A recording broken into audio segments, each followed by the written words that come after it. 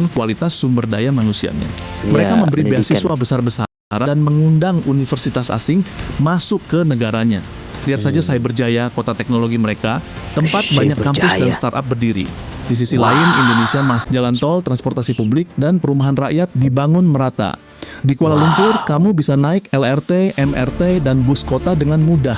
Di Indonesia, pembangunan infrastruktur baru masif sejak era Jokowi, tapi Malaysia sudah start lebih dulu 20 tahun sebelumnya. 20 tahun guys, gila. Di Indonesia, korupsi masih menjadi penghambat utama investasi. Proses perizinan yang rumit juga bikin investor ragu. Transparansi dan efisiensi menjadi kunci kemajuan Malaysia. Bismillahirrahmanirrahim. Assalamualaikum warahmatullahi wabarakatuh. Apa kabarnya teman-teman semuanya? Semoga kabarnya sehat selalu ya, dalam lindungan Allah Subhanahu wa taala, dipermudah segala urusannya, amin ya rabbal alamin. Bertemu lagi guys dengan saya Rahmat di channel Rahmat Pontianak, channelnya orang Kota Pontianak. Salam Jerumpun, salam persaudaraan guys. Di video kali ini saya ingin mereaksi suatu video yang mana di sini, wah ini mengapa Malaysia ini lebih makmur dari Indonesia? Wah, apa sebabnya gitu guys ya? Malaysia ini kok bisa lebih maju, bisa lebih makmur dari Indonesia? Ini pertanyaan besar guys ya. Dan ini mungkin juga bisa menjadi pelajaran besar buat Indonesia ke depan. Bagaimana Indonesia juga bisa nih seperti Malaysia, kemakmurannya ya. Tentu ini apa sih sebabnya begitu guys ya? Kok bisa Malaysia ini bisa lebih makmur, lebih maju daripada Indonesia? Saya pun penasaran. Mari kita sama-sama tengok videonya. Buat teman-teman semuanya yang mungkin yang belum support channel ini, bolehlah kiranya untuk support channel ini, subscribe, like, dan komentar. Jom kita tengok videonya. Jom. Pernah nggak sih kamu bertanya-tanya, kenapa Malaysia yang dulunya satu rumpun dengan Indonesia, kini terlihat lebih makmur? Gaji buruh di sana lebih tinggi, kota-kotanya rapi, dan tingkat kemiskinan lebih rendah. Padahal sumber daya alam Indonesia jauh lebih melimpah. Jadi apa rahasianya Malaysia bisa melesat lebih cepat? Iya betul. Apa sebabnya gitu guys ya? Sebelum tahun 1960-an, Indonesia dan Malaysia sama-sama negara muda yang baru merdeka, tapi arah kebijakan ekonominya berbeda. Indonesia di bawah Soekarno fokus pada nasionalisasi dan politik luar negeri, sedangkan Malaysia di bawah Tunku Abdul Rahman fokus pada stabilitas ekonomi dan investasi asing. Malaysia sadar mereka butuh investor luar untuk membangun negaranya. Oke, dari Malaysia mulai fokus. Sebentar guys, dari segi apa ya? Apa sih namanya itu? Itu saja berbeda gitu guys ya. Dari segi apa sih yang difokuskan dulu gitu guys ya. Sedangkan Malaysia tentu memfokuskan pembangunan, memfokuskan investor ya. Bagaimana untuk menjadikan suatu negara itu makmur, tentu harus perlu adanya investor dari asing gitu guys ya. Dan itu terbukti Malaysia untuk saat ini luar biasa dalam hal pembangunannya ya, dan infrastrukturnya luar biasa gitu guys. Pada industri ringan dan ekspor. Mereka membangun kawasan industri seperti di Penang, Johor, dan Selangor. Tahun 1980-an di bawah Mahathir Mohamad, Malaysia gencar menarik perusahaan teknologi Jepang dan Korea. Sementara itu Indonesia masih sibuk dengan birokrasi dan korupsi. Hasilnya, Malaysia berhasil membangun industri otomotif, proton, minyak dan gas, Petronas, serta elektronik. Ekspor mereka stabil dan memberikan lapangan kerja besar.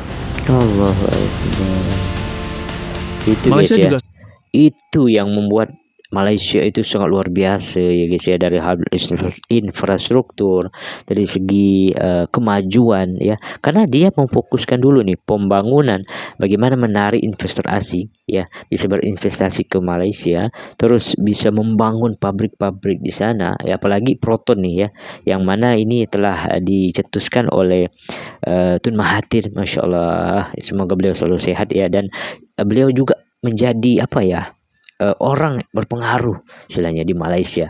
Di luar negeri juga banyak mengenal beliau gitu guys ya. Bagaimana banyaknya apa namanya hal-hal yang beliau bisa tercapai ya buat Malaysia, dan itu menjadikan Malaysia ini dipandang oleh negara lain. Ya banyak ya prestasi beliau, yaitu dari Menara Bergembar ya guys. Apalagi ya banyak lah guys ya. Mungkin teman-teman semua boleh bantu di bawah kolom komentar apa saja yang telah beliau lakukan ya, Dr.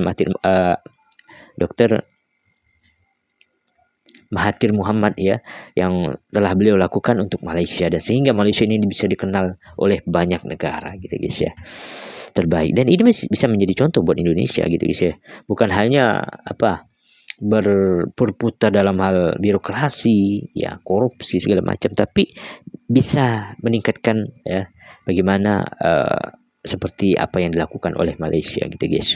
Terbaik ya Malaysia. Serius membangun kualitas sumber daya manusianya. Ya, Mereka memberi pendidikan. beasiswa besar-besaran dan mengundang universitas asing masuk ke negaranya.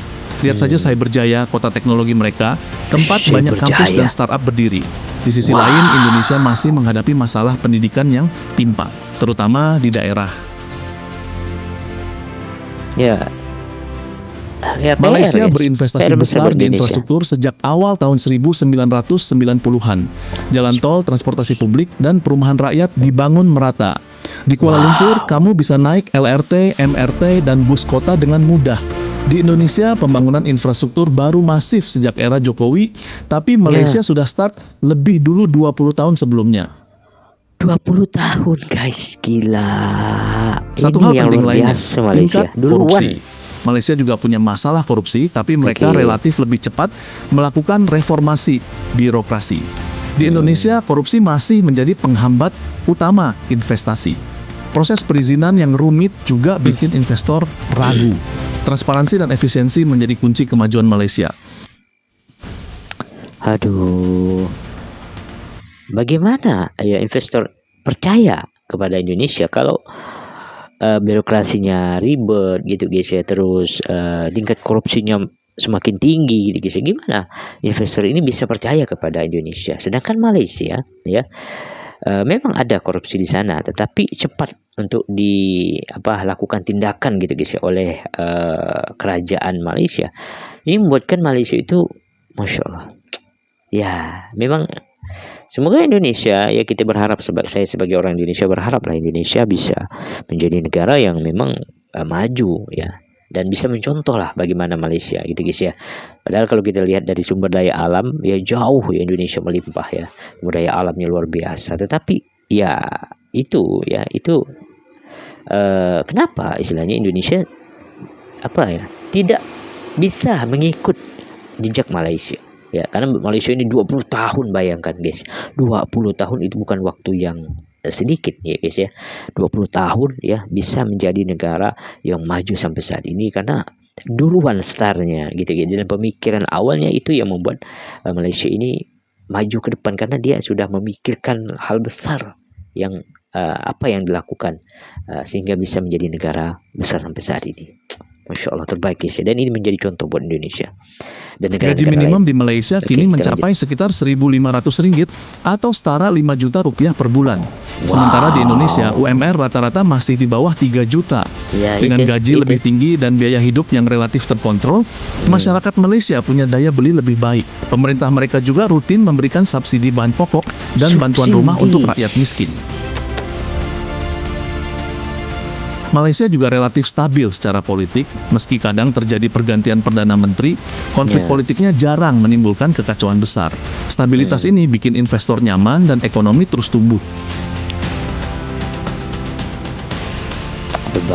Jadi, apakah Indonesia kalah? Tidak juga. Indonesia punya potensi yang jauh lebih besar.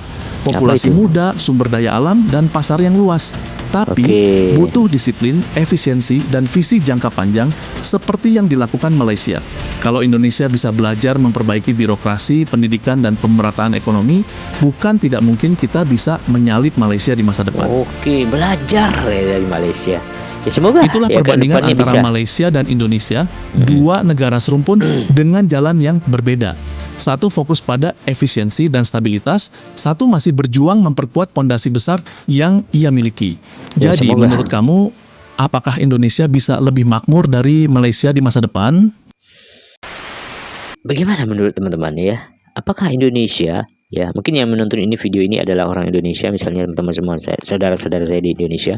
Apakah bisa Indonesia, jangankan apa ya, kita di sini antara Indonesia dan Malaysia tidak saling apa ya, mengaku hebat segala macam gitu guys ya. Bukan dalam hal oh aku nih hebat, kamu tidak hebat begitu. Tidak ya, tapi setidaknya bisa mencontoh istilahnya gitu ya. Bagaimana Malaysia, perjuangan Malaysia, bagaimana 20 tahun yang lalu gitu guys ya, Malaysia sudah berpikir ya bagaimana bisa menjadi negara maju gitu guys ya. Sehingga Indonesia juga harusnya mempunyai pola pikir seperti apa yang dilakukan oleh Malaysia sebenarnya guys ya. Bagaimana Malaysia ini bisa melakukan itu gitu guys ya, dan bisa investor asing ini bisa percaya gitu guys ya dengan Malaysia gitu, sehingga mudah ya Malaysia ini untuk membangun infrastruktur, membangun perusahaan-perusahaan besar di Malaysia, membangun universitas, memanggil ataupun mengundang universitas dari luar ke Malaysia, sehingga Malaysia ini menjadi negara yang pendidikannya luar biasa, kesehatannya luar biasa, ya dalam hal infrastrukturnya luar biasa, teknologinya luar biasa. Dan ini juga semoga Indonesia bisa belajar daripada Malaysia. Oke guys, mungkin itu dulu video hari ini ya. Mungkin teman-teman semuanya ada masukan atau apa, boleh komen saja di bawah guys ya. Dan terima kasih yang sudah menonton sampai akhir ya, saya ucapkan terima kasih banyak ya, dan bertemu lagi di video selanjutnya. Tetap di Rahmat Puan Channel guys. Assalamualaikum warahmatullahi wabarakatuh. Bye bye.